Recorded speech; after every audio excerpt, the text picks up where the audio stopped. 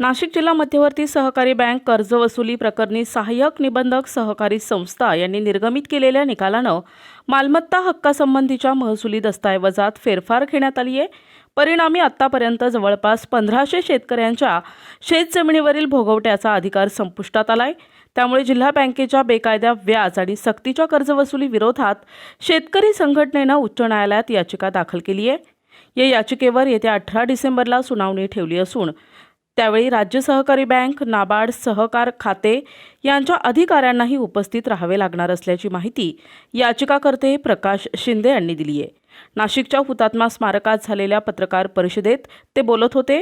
या प्रसंगी अर्जुन बोराडे, नामदेव भगत, अरुण कदम, पंकज शिरसाट, दत्तात्रेय शिरसाट, गजानन खांदे, संजय खांदे, गुणवंत खांदे आणि संतोष बोरस्ते, सोपान कडलक उपस्थित होते।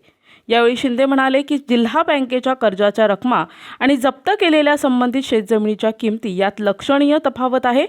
मूळ कर्जाची रक्कम शेतजमिनीच्या किमतीच्या तुलनेत नगण्य आहे। शेतीमालाच्या किमती प्रत्यक्ष अप्रत्यक्षपणे सरकारी हस्तक्षेपाने नियंत्रित करून अगदी खालच्या पातळीवर ठेवल्या जातात। एका बाजूने शेतीला पतपुरवठा करणे, दुसऱ्या बाजूने शेतीला तोटा होईल असे धोरण राबविणे हा क्रेडिट ॲग्रीमेंटचा भंग आहे आणि म्हणून शेतकऱ्यांवरील सर्व कर्ज अनैतिक आहेत। त्यामुळे शेतकरी संघटना नाशिक जिल्हा मध्यवर्ती सहकारी बँकेच्या सक्तीच्या कर्जवसुली विरोधात हजारो शेतकऱ्यांना एकत्र करून त्यांच्याकडून होत असलेल्या जिल्हा बँकेच्या अवाजवी कर्जवसुली विरोधात उच्च न्यायालयात दाद मागितली आहे। न्यायमूर्ती उपाध्याय आणि बोरकर यांनी काल ती जनहित याचिका दाखल करून घेतली। पुढील सुनावणी येत्या 18 डिसेंबरला ठेवली आहे। शिंदे आणि बोराडे यांच्यातर्फे ॲडव्होकेट सिद्धार्थ मेहता, सुनील जावळे यांनी काम पाहिलं। जिल्हा बँकेच्या सक्तीच्या कर्जवसुली विरोधात शेतकरी संघर्ष संघटना आणि शेतकरी संघटना समन्वय समिती यांच्यासह थकबाकीदार शेतकऱ्यांनी अनेकदा आक्रमक भूमिका घेतली। ज्या शेतकऱ्यांचं कर्ज थकीत आहे त्याचा 7/12 उतार्यावर बँकेनं नाव लावण्यास सुरुवात केली होती। त्याविरुद्ध शिंदे आणि बोराडे यांनी न्यायालयीन मार्ग पत्करून अवाजवी कर्जवसुली विरोधात आवाज उठवला।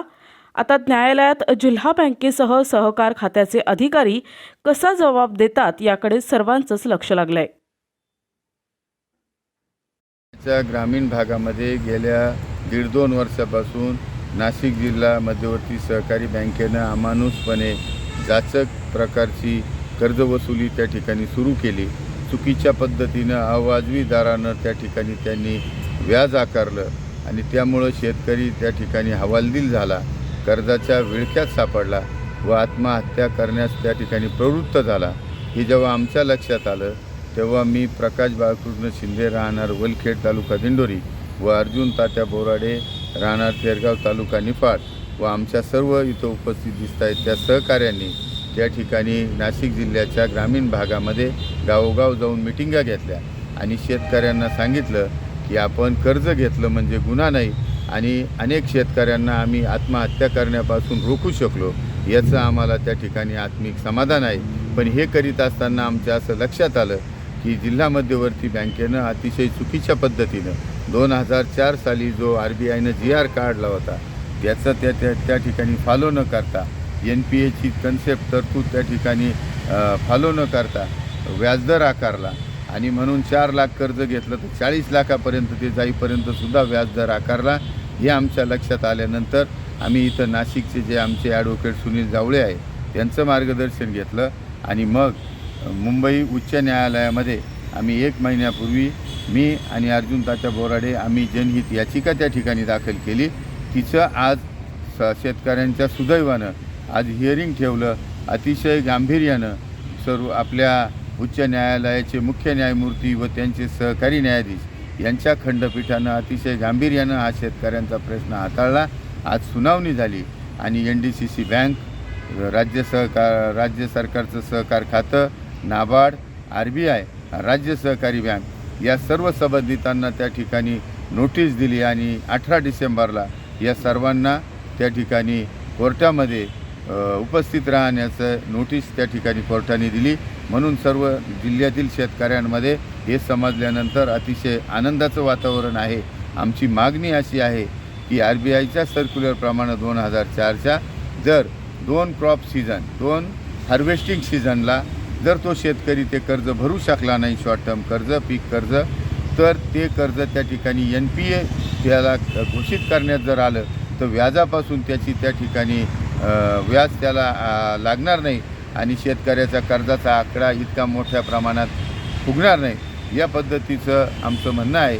आणि दुसरा प्रकार आमचा असा आहे की नॅशनलाइज बँकेप्रमाणे जर नाशिक जिल्हा मध्यवर्ती सहकारी बँकेनं OTSची योजना जर आणली, राज्य सरकार आणि NDCC बँक, केंद्र सरकार यांच्या सर्वांच्या मदतीनं, तर निश्चितपणे या जिल्ह्याची अर्थवाहिनी म्हणून ही नाशिक जिल्हा सहकारी बँक ही त्या ठिकाणी पूर्वपदावर येईल.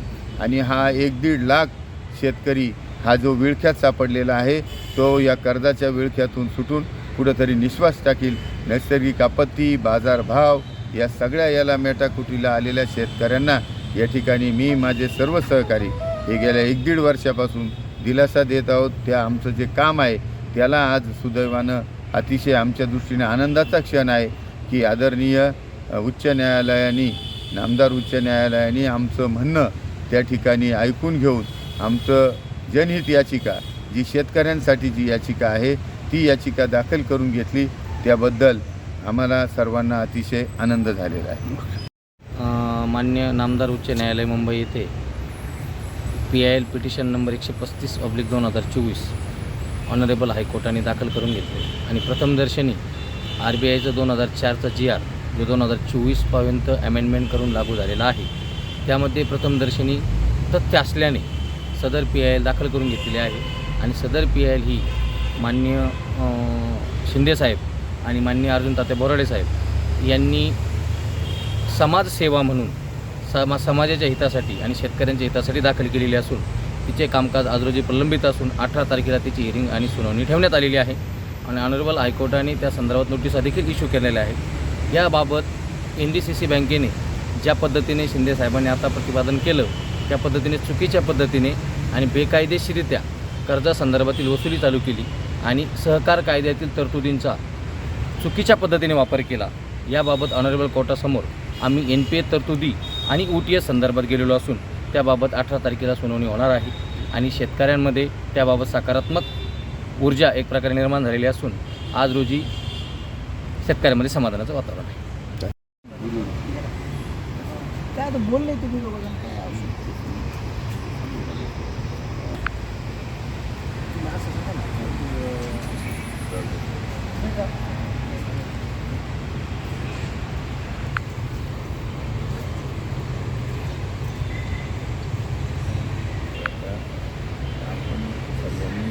केलं त्या संदर्भामध्ये आपल्याला ते मिळालं, सर्वांना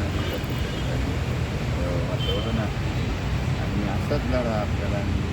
अर्जुन तात्या बोराडे आम्ही 3 वर्षापासून NDCC बँकेच्या विरोधात जे शेतकऱ्यांच्या विरोधात कर्ज वसुली चालू आहे, शेतकऱ्यांचे लिलाव होत आहे आणि त्यांच्या जमिनीचे लिलाव होत आहे आणि 7/12वर बँकेचे नाव लागले जाते आणि त्याच्यामुळे शेतकरी खूप हवालदिल झालेला आहे. तर याच्या प्रयत्नात असताना बरेच आम्ही आंदोलनं केले, पण आज आम्ही त्याच्यात न्यायव्यवस्थेकडे मागणी केलेली आहे का हे जे NDCC बँकेने जे कर्जाची वसुली चालू केलेली ती नियमबाह्य वाटते आणि नाबार्डच्या नियमाप्रमाणे ते व्हायला पाहिजे अशी आमची मागणी आणि ते न्यायालयात आज दाखल झालं आहे. याच्या पुढे पण आम्ही संघटित होऊन हा प्रयत्न करत राहणार.